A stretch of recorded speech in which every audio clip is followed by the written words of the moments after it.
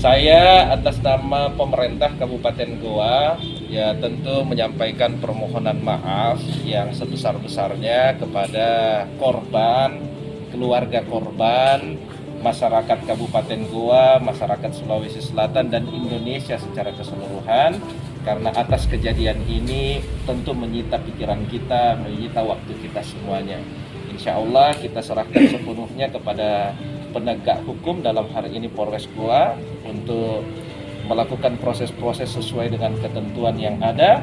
Setelah ini juga saya akan melakukan proses kepada yang bersangkutan melalui inspektorat untuk kita bisa mengambil sikap yang tegas dan sanksi yang tegas kepada siapapun yang melakukan kekerasan pada saat menjalankan tugas. Sekali lagi saya ingatkan bahwa humanis dengan cara tegas bukan berarti kekerasan, tetapi humanis tetap tenang, sabar sesuai dengan kaidah orang Goa.